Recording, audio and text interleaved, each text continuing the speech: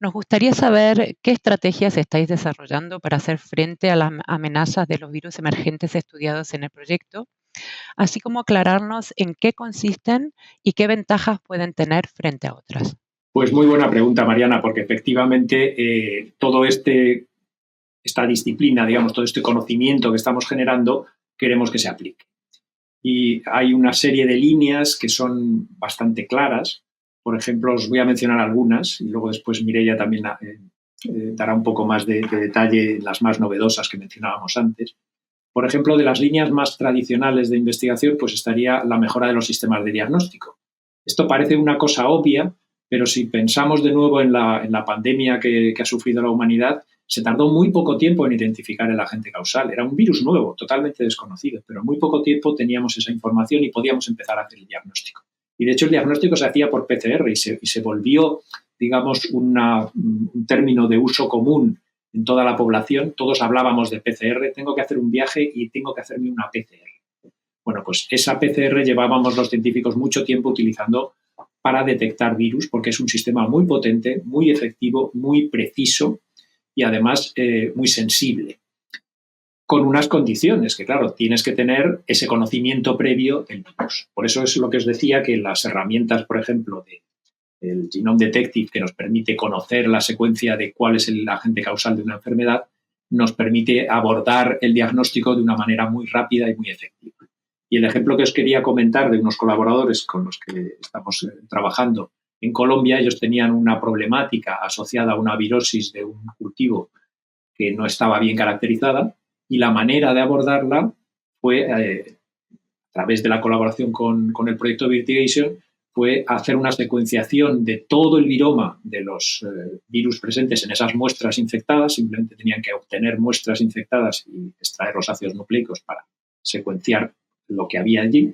Y después esa herramienta, el Genome Detective, nos identificó concretamente cuál era el previsible agente causal. Y a partir de ese conocimiento, como teníamos la secuencia, pudimos diseñar unos cebadores que se llaman, que son pequeños elementos iniciadores de la reacción de PCR, y por lo tanto podemos hacer ahora un diagnóstico por PCR de esa enfermedad concreta en el problema en Colombia. Y esto les va a permitir pues, abordar proyectos de mejora genética, buscar resistencias y también conocer la epidemiología, cuánto se dispersa, a qué velocidad se dispersa, hasta dónde llega, dónde está presente. Aparte de esto, el objetivo final de este conocimiento del patógeno es encontrar plantas que resistan. Y esa búsqueda y caracterización de resistencia pues, implica en ocasiones el poder inocular material genético, distintas variedades, distintas descendencia de un cruzamiento, por ejemplo, de plantas, con el virus o los virus que nos están interesando y después identificar mediante el diagnóstico aquellos que presentan una mayor tolerancia o incluso resistencia. Tolerancia es un término más genérico en el que lo que estamos fijándonos más es en los daños, mientras que el daño patológico, y mientras que en el caso de resistencia lo que estamos buscando realmente es reducir la carga viral, porque estamos incluso en ocasiones pues, eliminando completamente la presencia del virus. Esta búsqueda de resistencia es constante, las casas de semillas están muy interesadas siempre en estos procesos, necesitan colaborar con patólogos que permitan hacer inoculaciones controladas del material genético que ellas están generando para identificar dentro de ese material genético aquellas variantes que son las más tolerantes o resistentes. Después hay otros mecanismos, digamos, posibles de interferencia en procesos, como por ejemplo la transmisión, que son más complicados biotecnológicamente desde el punto de vista de, por ejemplo, producir virus-like particles, que serían elementos similares a las partículas virales que mimetizaran, digamos, la forma de esas partículas sin ser infectivas. Y eso podría, por ejemplo, reducir la dispersión por vectores. Los vectores estarían engañados, digamos, encontrarían esos elementos similares al virus y no serían tan efectivos en la diseminación del virus. Y yo creo que la parte de más novedosa de edición genética pues nos la puede comentar mejor Mireia, seguramente. Exacto. Como ya os he comentado antes, una de las aplicaciones biotecnológicas de los virus en la que más se está trabajando en los últimos años es utilizarlos para modificar la planta mediante edición genética. La edición genética la estamos haciendo mediante la herramienta CRISPR-Cas, que también son conocidas como unas tijeras moleculares, ¿vale?